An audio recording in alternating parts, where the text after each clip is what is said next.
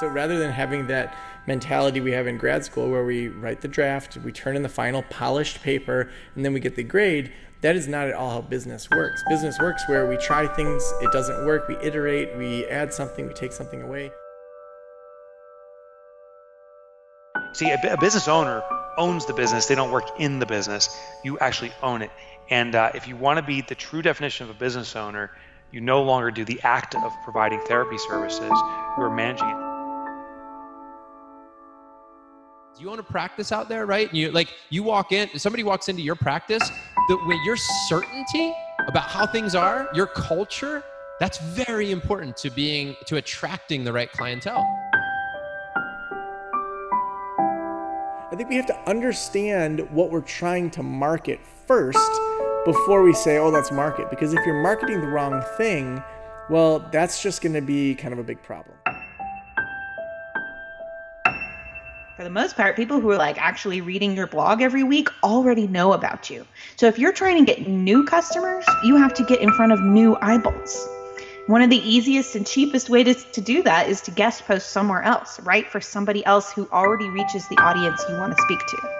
And the other tip I would have is think about what your ideal clients need right before they pick up the phone. What do they need to know right before they make their first appointment? Businesses that set themselves up as the guide, not as the expert or the hero, are more successful. You as a business are the Obi-Wan Kenobi, and your client is the Luke Skywalker.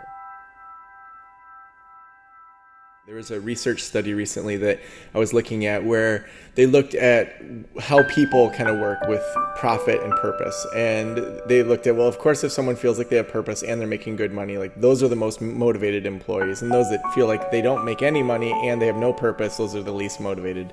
But they were looking at the people in the middle that they're making money and they don't feel like they have purpose, or people that have purpose and aren't making great money. And they kind of contrasted those two groups. And they found that the people that felt like they had purpose, that they would go so much farther above and beyond in their jobs because they felt they were part of this larger duty or this larger impact, rather than the motivation just from the money.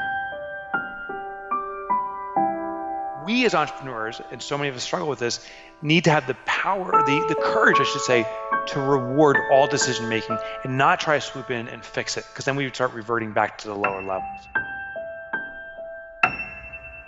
I have people do proprietary work, right? I want you to create your body of work that really would turn into the book, to the podcast, to all the things that can actually touch so many more lives than just you one-on-one, right? And then once you have your proprietary system, you can train other therapists and coaches and clients. So that way it's not just you, which is huge. But what we have a tendency to do, even at making really great money, is going, oh, I'm used to going down this path, and straying and going over here feels very out of your comfort zone.